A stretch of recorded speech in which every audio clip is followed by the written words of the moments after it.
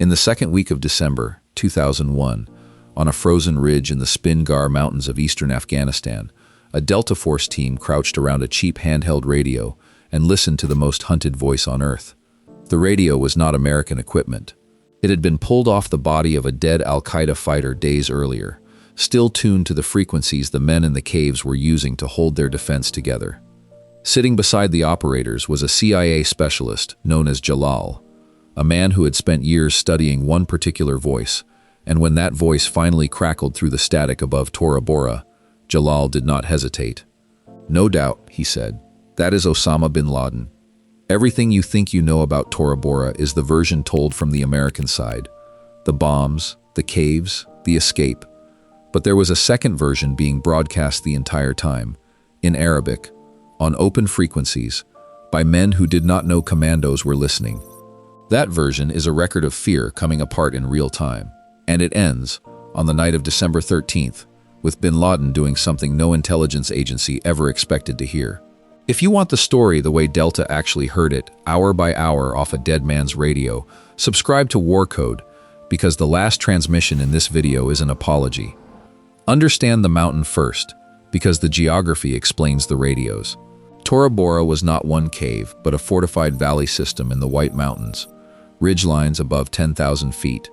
Bunkers and fighting positions improved over 2 decades of war, defended that December by a force estimated in the hundreds, hardened Arabs, Chechens, and Uzbeks who had chosen the ground on purpose.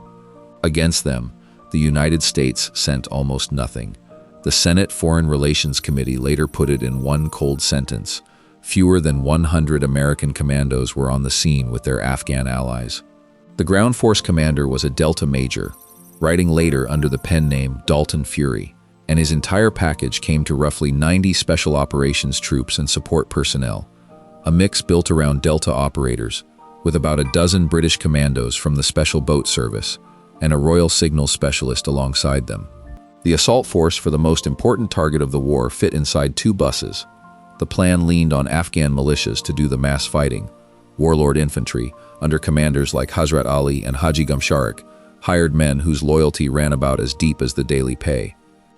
Those 2 warlords deserve a moment, because the battle plan rested on them, and they could barely stand each other. Ali and Gamsharik ran rival networks out of Jalalabad, competed for American money and American favor, and spent nearly as much energy watching one another as watching the mountain. Their fighters followed a rhythm that made American officers grind their teeth, advance up the ridges through the afternoon behind the airstrikes, claim ground, pose for the cameras that had gathered at the foot of the valley, and then, as the light died and the Ramadan fast broke, walk back down the mountain to eat, surrendering by dinner, every position taken by lunch. Al-Qaeda simply reoccupied the fighting holes at night. The next morning, the same ground had to be bought again.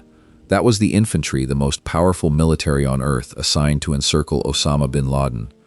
What the Americans and the British actually did up there has never fit the size of their numbers.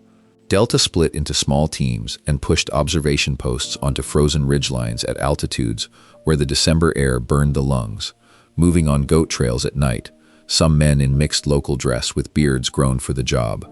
From those positions, they worked laser designators against the cave mouths and bunkers, walking strike after strike onto grid squares the Afghan fighters would not approach, stacking aircraft over the valley around the clock.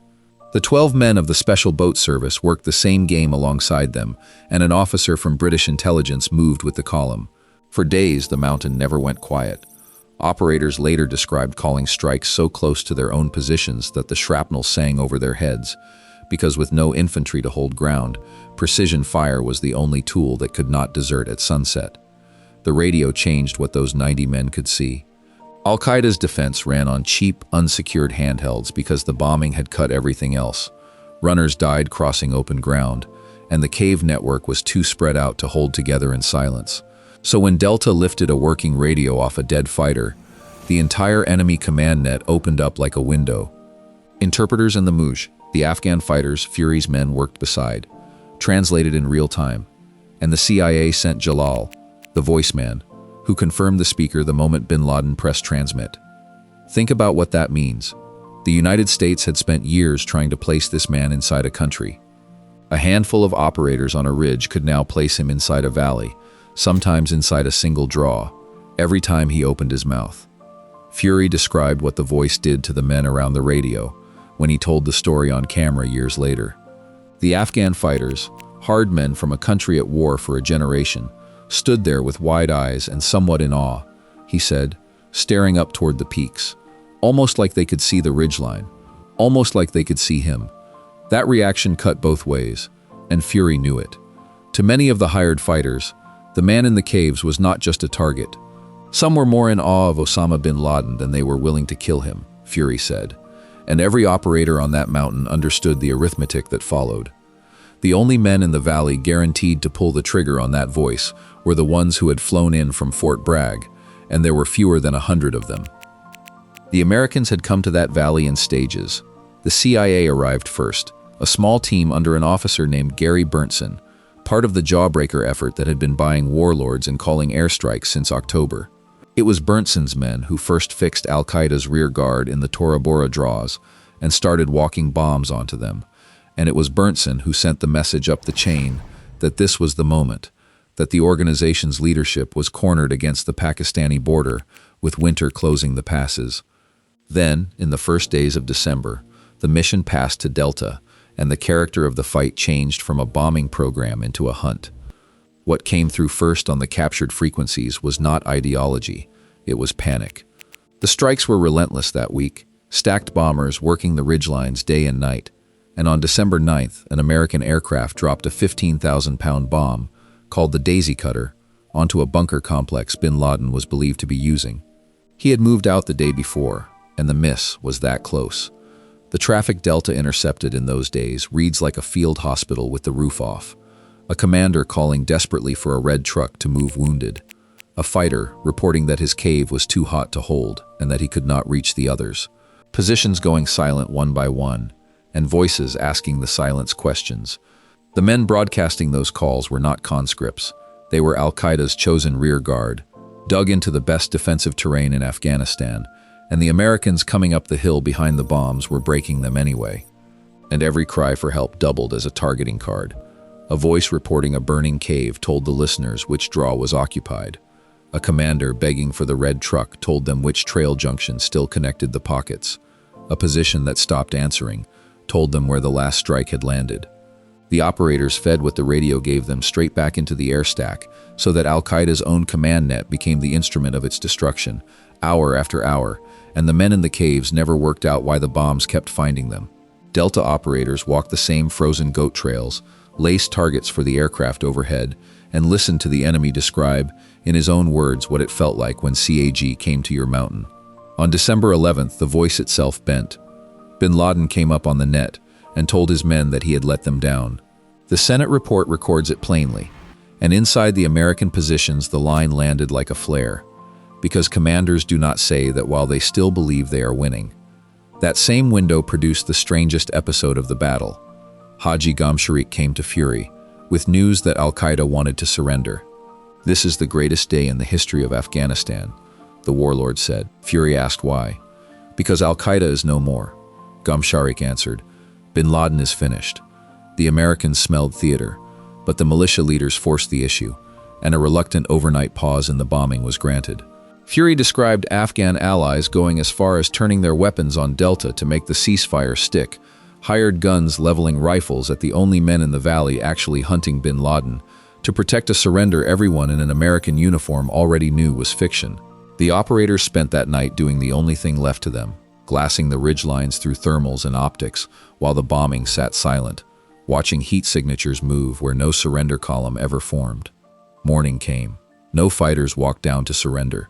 The intelligence estimate that followed says as many as 800 al-Qaeda men slipped out of the valley during that quiet night. Bin Laden, the intercepts showed, stayed. If you are still here, you listen the way the interpreters on that ridge listened. Cadets get every video 24 hours early and a badge in the comments. The link is below.